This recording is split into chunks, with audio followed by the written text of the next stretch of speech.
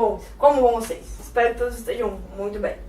Continuando a aula de bioquímica, hoje o tema da aula trata do ciclo de Krebs, também chamado de ciclo do ácido cítrico ou ciclo dos ácidos tricarboxílicos. Bom, por que é importante nós falarmos sobre o ciclo de Krebs? Nas nossas aulas anteriores, nós já havíamos explicado o processo onde a glicose é convertida em piruvato, que é o processo da glicólise. Essa glicose é convertida em piruvato, vai então ter três vias diferentes. A via da fermentação alcoólica, onde acontece a produção do etanol e do gás carbônico. Quem faz esse processo são as bactérias, algumas bactérias, na falta do oxigênio. Outro tipo de processo anaeróbio é quando alguns tipos de células pegam o piruvato e transformam em lactato. Algumas bactérias realizam essa função, assim como algumas células nossas, como as hemácias, as células do testículo e as células musculares na ausência do oxigênio. A via mais comum para os animais é que o piruvato será convertido em acetil-CoA, acetilcoenzima A, e a acetilcoenzima A vai para dentro do ciclo do ácido cítrico, ciclo de Krebs. Sendo que no ciclo de Krebs, a acetilcoenzima A gera uma série de substâncias, NADH, FADH2, ATP. Essas substâncias irão para a cadeia respiratória, onde então a glicose será completamente hidrolisada, originando o gás carbônico e água. Ou seja, o gás carbônico que você exala, ele é oriundo a partir do metabolismo da glicose. E nós, seres humanos, produzimos água. Claro que é uma quantidade muito pequena, né? Bom, o objetivo da aula de hoje é explicar especificamente o ciclo de Krebs e a cadeia respiratória.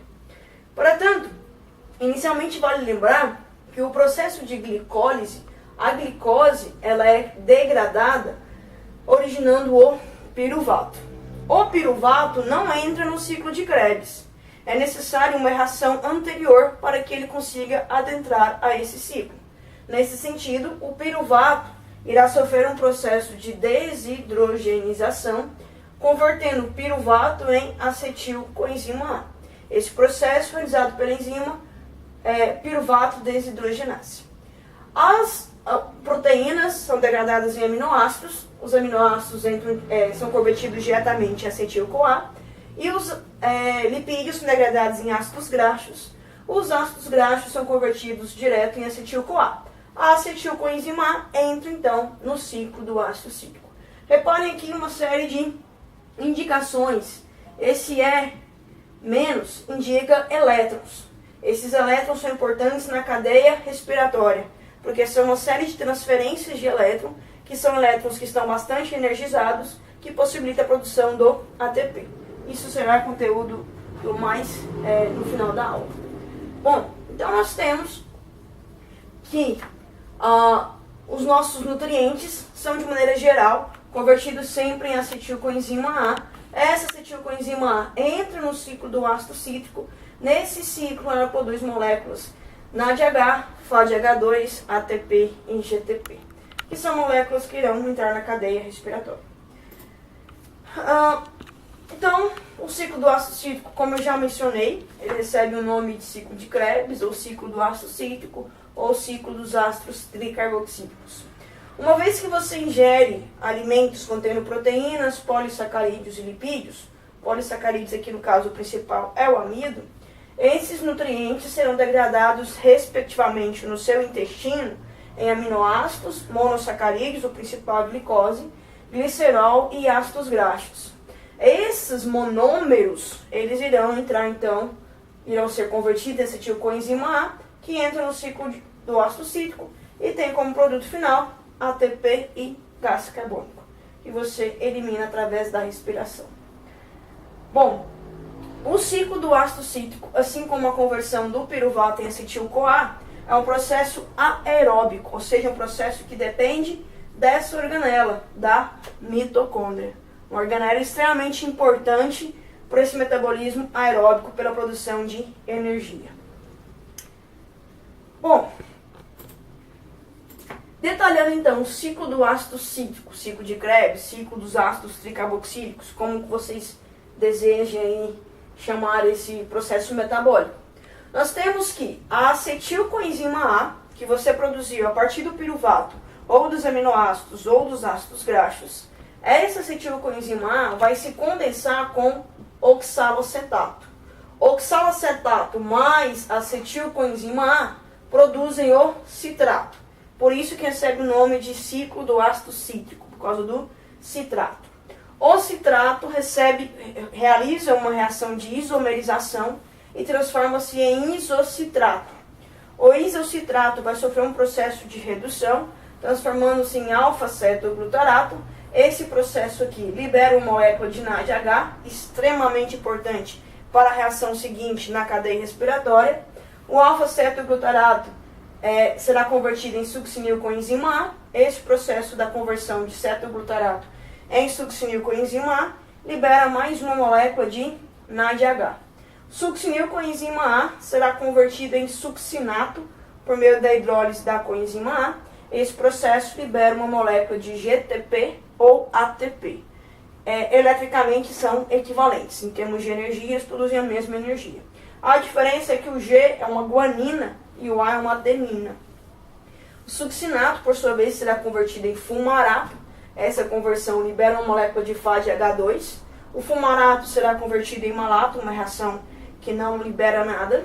O malato é convertido finalmente em oxalacetato, liberando a molécula de NADH. O que é importante? Durante esse processo do ciclo do ácido cítrico, nós temos que há a produção, a liberação de algumas substâncias importantes. De NADH, 3 moléculas de NADH. Uma molécula de FADH2 e uma de GTP. NADH e FADH2 são moléculas transportadoras de elétrons que na cadeia transportadora irão perder essa energia, os elétrons irão produzir a molécula de ATP. Bom, agora eu vou detalhar um pouco essas reações.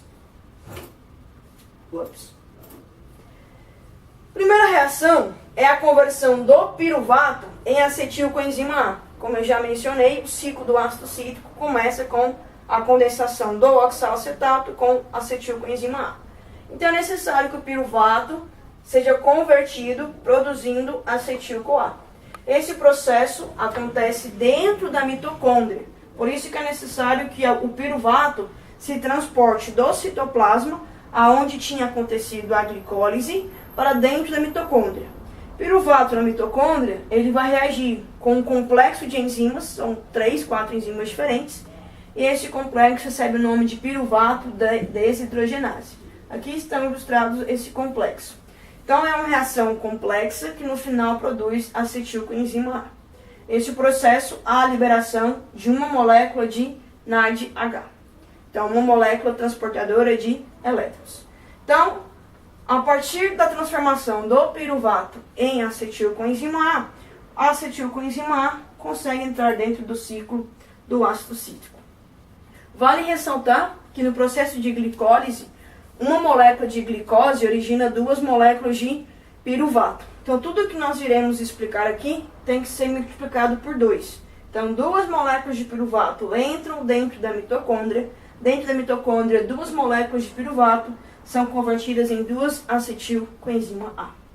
Bom, esse processo acontece a partir de uma descarboxilação oxidativa, ou seja, uma perda da molécula de CO2, liberando gás carbônico e liberando a molécula de NADH.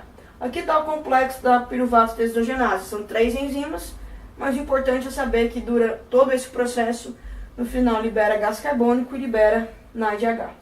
Essa reação de descarboxilação do piruvato é uma reação inibida pela molécula de ATP, pela acetilcoenzima A quando está em grande quantidade, pela molécula de NADH em grande quantidade e pelos ácidos graxos. Em contrapartida, essa reação de descarboxilação ela é ativada por AMP, coenzima A, NAD+, e cálcio. Então, você vai ter agora 2 moléculas de gás carbônico, 2 moléculas de NADH e 2 moléculas de H+. Sempre que uma reação enzimática produzir a molécula de NADH, ela produzirá junto uma molécula de H+, ou seja, um próton. Esse próton também é importante para entendermos no final a cadeia transportadora de elétrons. Aqui está resumido as 8 reações que acontecem no ciclo do ácido cítrico. Eu irei detalhar essas 8 reações. Primeira reação. Então, uma vez que você tem a acetilcoenzima A dentro da mitocôndria, a acetilcoenzima A se condensa com oxalacetato. Por meio de uma enzima chamada citrato sintase, ou seja, que vai sintetizar alguma coisa, ela consegue, por meio da adição de uma molécula de água, acetilcoenzima A mais oxalacetato reagem com a enzima citrato sintase e produzem a molécula de citrato. Se nós formos contar que a quantidade de carbonos produzidos, houve então a adição de carbonos, ou seja, uma reação de condensação. Então, primeira reação produzida no ciclo do ácido cítrico foi uma reação de condensação. Liberou apenas coenzima A. Segunda reação que nós temos é uma reação de isomerização do citrato. Nós temos o citrato aqui desenhado nessa molécula e há uma isomerização nessa molécula aqui, chamando então ela de isocitrato. Bom, essa reação de isomerização é uma reação reversível, por isso há duas setas, uma indo, outra voltando, porque o isocitrato pode voltar e formar citrato. Essa reação é realizada pela enzima aconitase. Não acontece liberação de nenhum tipo de composto. Bom, essa é a segunda reação. A terceira reação consiste então na oxidação e na descarboxilação do citrato. Esse citrato perde esse CO2, originando gás carbônico, e ele também é oxidado, porque ele perde átomos de carbono. Desculpa, ele perde elétrons. Essa oxidação, junto com essa descarboxilação, é feita pela enzima isocitrato desidrogenase. Essa reação acontece por meio do transportador de elétron NAD+, que transforma-se em NADH mais H+. E você libera também uma molécula de gás carbônico. Essa reação produz o composto alfa-cetoglutarato. Bom, vale lembrarmos que o processo de glicólise produz 2 moléculas de piruvato. Consequentemente, no ciclo do ácido cítrico, você produzirá 2 moléculas de NADH, 2 moléculas de H+, e 2 moléculas de gás carbônico. Ou seja, terceira reação, conversão do isocitrato em alfa-cetoglutarato por meio de um processo de oxidação e descarboxilação realizado pela enzima isocitrato desidrogenase, produzindo moléculas de NADH, H+, e gás carbônico. Quarta reação é a descarboxilação oxidativa do alfa-cetoglutarato, ou seja, o alfa-cetoglutarato vai perder esse CO2 aqui, por isso processo de descarboxilação. O alfa-cetoglutarato vai perder esse gás carbônico e vai adicionar nele a enzima A, molécula de coenzima A. Com isso, acontece a liberação de uma molécula de gás carbônico, oriundo do cetoglutarato, e a produção de NADH e H+. O alfa-cetoglutarato, então, será convertido em succinilcoenzima A por um processo de descarboxilação oxidativa por meio do complexo enzimático chamado alfa-cetoglutarato desidrogenase. Essa é a quarta reação do ciclo de Krebs. Ressaltando novamente, como você parte de uma molécula de glicose, você tem, a partir da glicólise 2 piruvatos, você produz, então, na quarta reação, 2 NADHs, 2 H+, e 2 gás carbônicos. Quinta reação.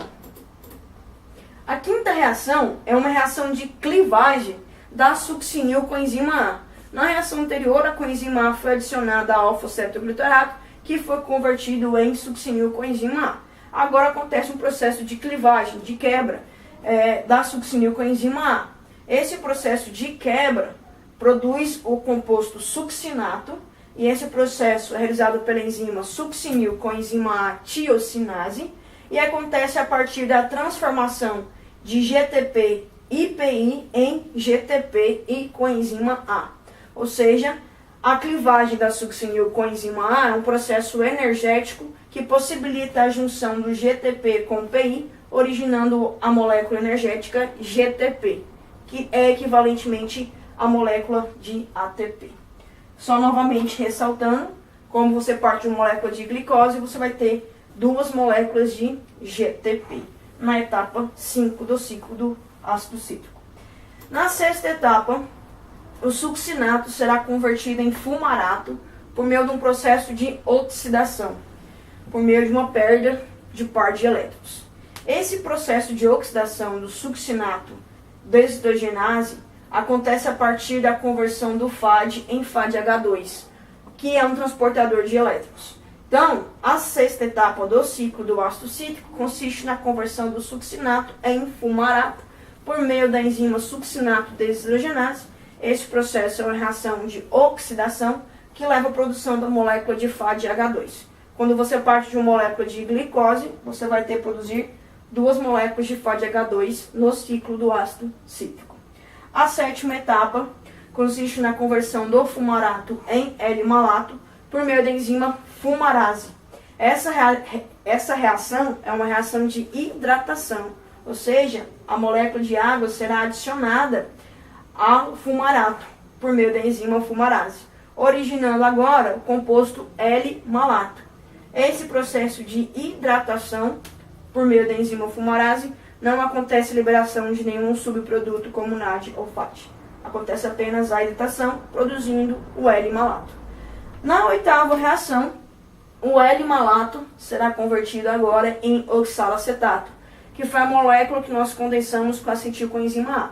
Ou seja, do oxalacetato, nós novamente iniciamos o ciclo do ácido cítrico na etapa número 1. O L-malato, então, na oitava etapa do ciclo, é convertido em oxalacetato por meio da reação de oxidação. Essa oxidação ela é realizada pela enzima malato desidrogenase, e essa reação de oxidação permite a produção de NADH e H+.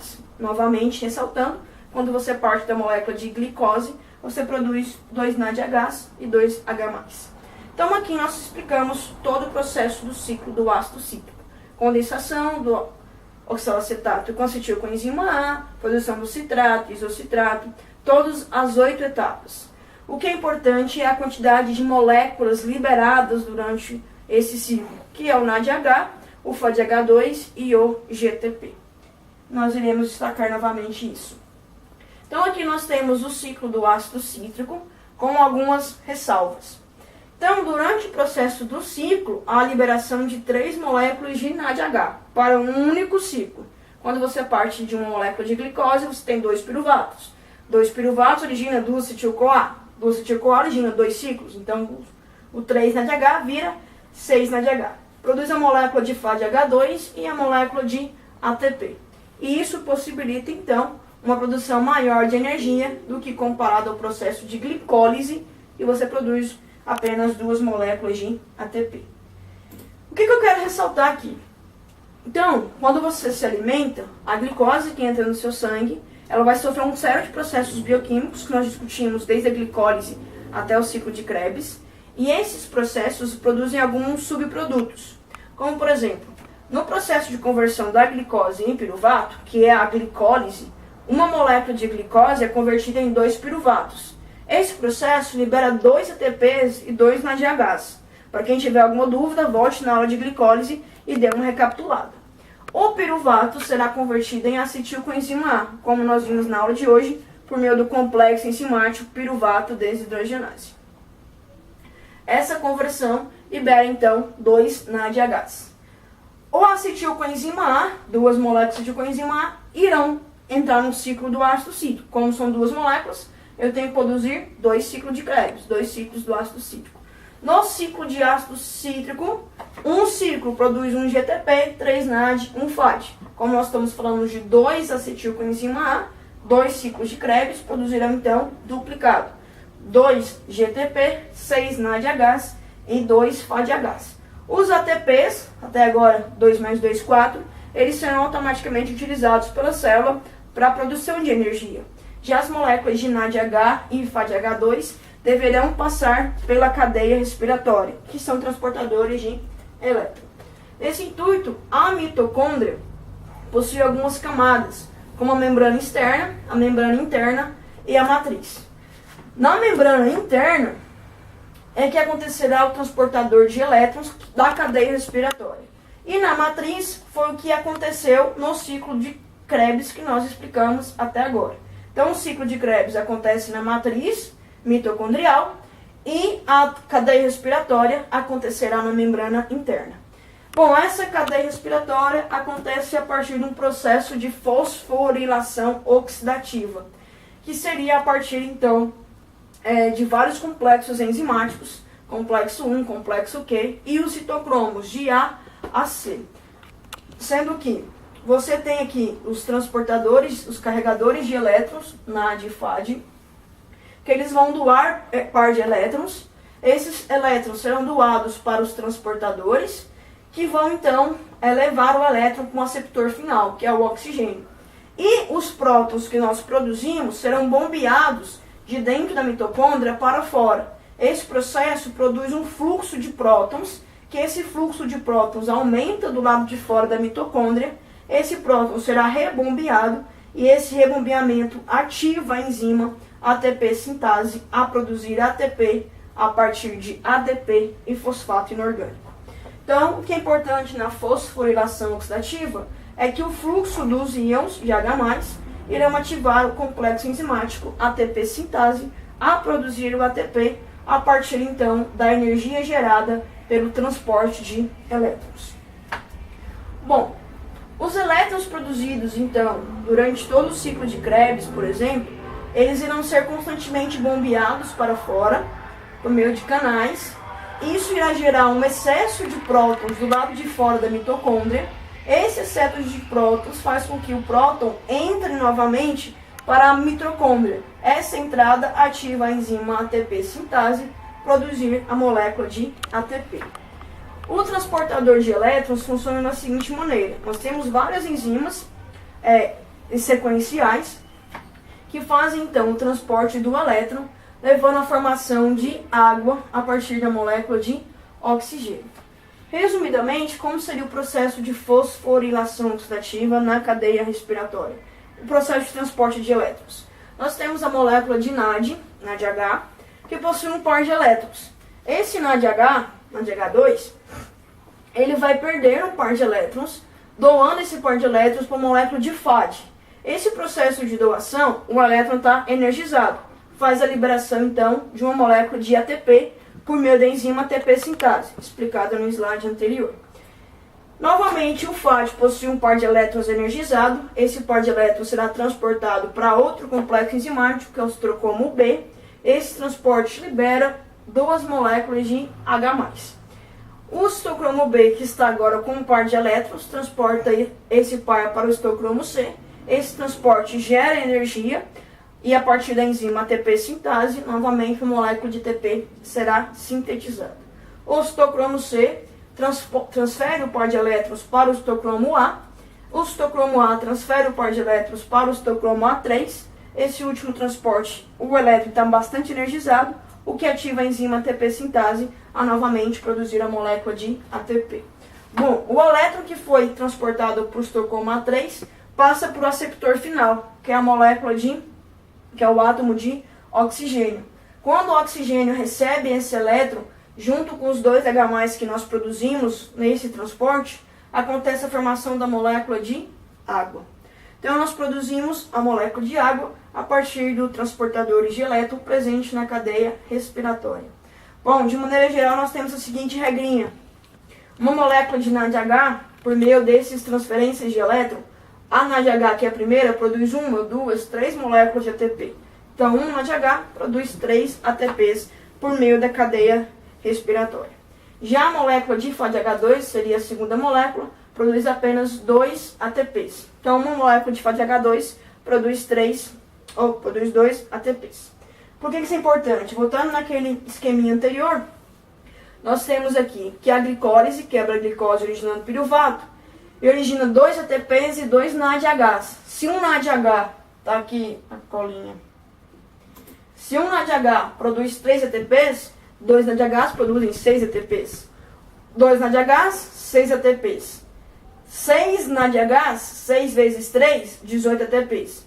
Uma molécula de FAD produz 2 ATPs. Então, 2 moléculas de FAD produzem 4 ATPs. Então, nós temos que o processo de glicólise, da quebra da glicose até o produto final, que seria a produção de água, de ATP e gás carbônico, nós temos a produção, então, final de 38 moléculas de ATP. Bom, esse processo, então, acontece a glicólise no citoplasma, apenas no citoplasma, e o restante, conversão do piruvato em acetilcoenzima A, ciclo de Krebs e cadeia transportadora de elétrons, acontece dentro da mitocôndria, em regiões específicas. A cadeia respiratória e transportadora de elétrons na matriz na membrana interna mitocondrial, e o processo de ciclo de Krebs acontece na matriz mitocondrial. Bom, esse processo eu peço que vocês tenham entendido a importância do nutriente glicose e quanto que ele vai gerar molécula de TP para nós. Só o processo mesmo da glicólise gera apenas 2 moléculas. 2 moléculas é quantidade muito pouca para você conseguir ter funcionamento normal do nosso organismo. Então o processo todo gera no final 38 moléculas de TP, que faz com que o nosso organismo continue ativo. Espero que vocês tenham entendido a aula de hoje. Antes de terminar a aula de hoje, eu gostaria de passar um seguinte recado. Existe um grupo na Igreja Católica chamado Equipe Manaim, que nós realizamos todo ano acampamento de carnaval. Para que nós tenhamos fundo para o acampamento, é necessário realizarmos a noite de massas. Esse ano nós estamos realizando a 10ª noite de massas e espero que vocês possam participar. Será um evento excelente, muita massa, comida boa, música ao vivo e algumas surpresas também. Bom, o evento será no Master Hall, na BR-153 aqui em Goiânia. Começará às 8 horas da noite e estão todos convidados a participar dessa noite. Venham conosco, comer, rezar e amar. Uma noite inspirada, então, na comida italiana. E desde já eu deixo meu convite especial para os meus alunos de enfermagem, de biomedicina, fisioterapia, nutrição, e meus queridos alunos que possam participar comigo desse momento abençoado por Deus. Quem quiser ingresso, é só falar com a professora. No mais, beijos, e o meu recado final é só esse. Venha para a noite de massas.